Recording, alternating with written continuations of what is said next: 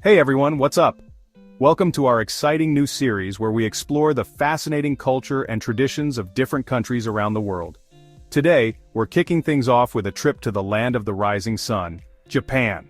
Japan is a country that seamlessly blends ancient traditions with cutting-edge technology. From the bustling streets of Tokyo to the serene temples of Kyoto, there's so much to see and do.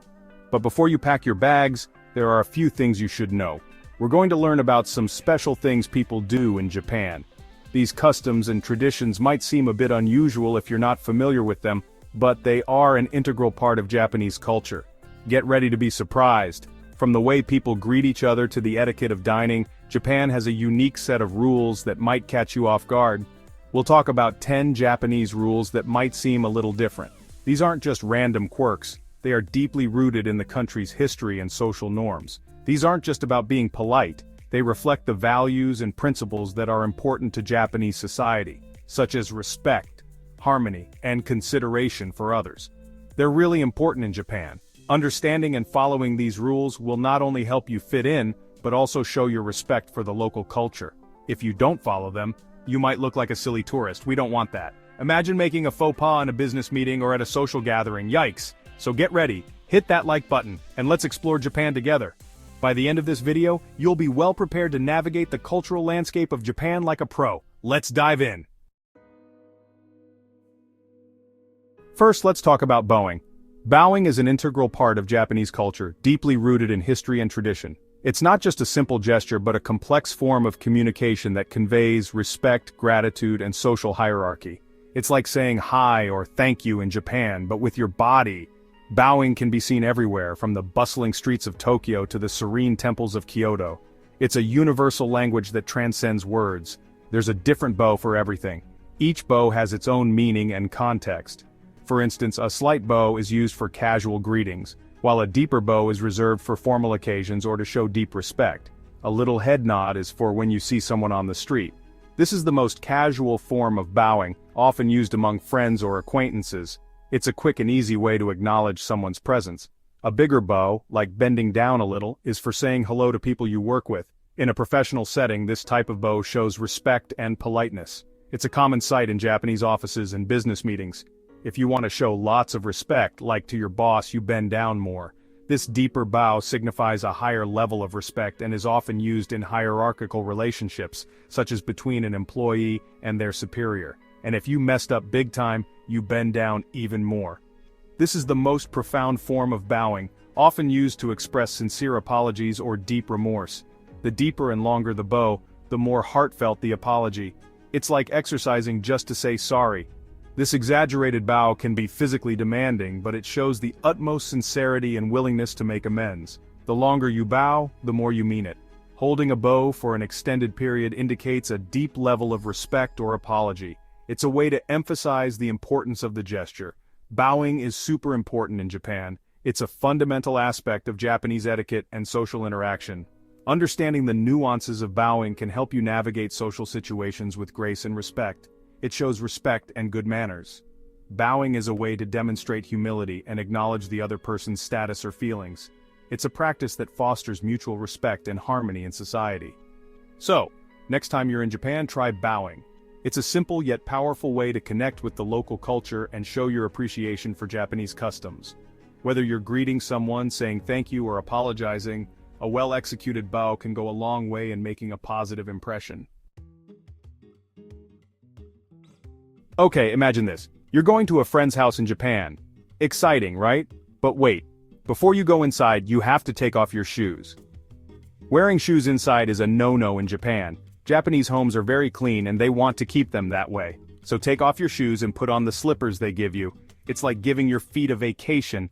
Plus, it's comfy. Let's talk about business. Specifically, let's dive into the fascinating world of business card exchanges in Japan, a practice that is steeped in tradition and carries significant weight in professional settings. In Japan, giving business cards is a big deal. It's not just a casual exchange, it's a formal introduction and a way to show respect. The process is almost ritualistic, reflecting the importance of first impressions in Japanese culture. Don't use cheap business cards. In Japan, the quality of your business card speaks volumes about you and your company. A flimsy card can be seen as a sign of disrespect or lack of seriousness. In Japan, business cards are like little pieces of art. They often feature intricate designs and high-quality printing. This attention to detail reflects the value placed on aesthetics and precision in Japanese business culture. They're fancy and show who you are as a worker. Your business card is an extension of your professional identity, showcasing not just your contact information, but also your dedication to your craft. When you get a business card, don't just put it in your pocket. This is considered rude. Instead, receive it with both hands, a gesture that shows respect and appreciation for the person giving it to you. Look at it carefully, maybe even read it aloud. This shows that you are taking the time to acknowledge and remember the person you are meeting. It's a small but significant gesture that can go a long way in building a positive relationship. Then, put it on the table or in a special case. Never shove it into your pocket or bag without looking at it. This shows that you value the connection and are treating the card with the respect it deserves. Giving business cards in Japan is about making friends and showing you care. It's a way to build trust and establish a foundation for future business interactions. So the next time you exchange business cards in Japan, remember these tips and you'll be sure to make a great impression. Let's talk about food. But in Japan, eating or drinking while walking isn't polite. Imagine walking and eating a burger, and crumbs are going everywhere. Not good, right? It's okay to eat while walking at festivals or street food stands. But usually, it's better to sit down and eat.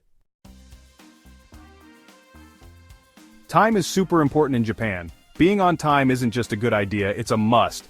If you're late, even for a minute, it's not good. Japanese people like it when you're on time because it shows you respect their time. So if you go to Japan, be on time, set alarms and plan ahead. Gifts are a big deal in Japan. They show you care. But before you buy a gift, listen up. Wrap your gift nicely, even if it's small. Don't be surprised if people don't open it right away. Also, don't give gifts that are too expensive or too cheap. Let's talk about trains. In Japan, trains are quiet places. Imagine a crowded train, but it's super quiet. People read, listen to music with headphones, or just think quietly. Talking loudly on the phone or playing loud music is rude. So, be quiet on trains in Japan. It's nice.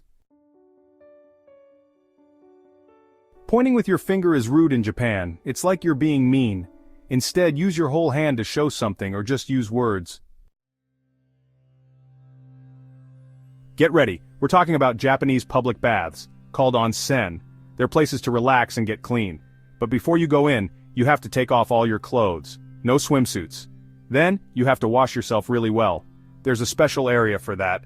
Onsen are about relaxing, so be quiet and don't splash. In Japan, you don't tip. It can even be rude. Japanese people think good service is normal, not something you need to pay extra for. So don't tip in Japan. So there you have it. 10 Japanese rules that might seem strange, but they're all about being respectful. When in Japan, do as the Japanese do. Follow the rules and you'll have a great time. Thanks for watching. Like, subscribe, and ring the bell for more videos. See you next time.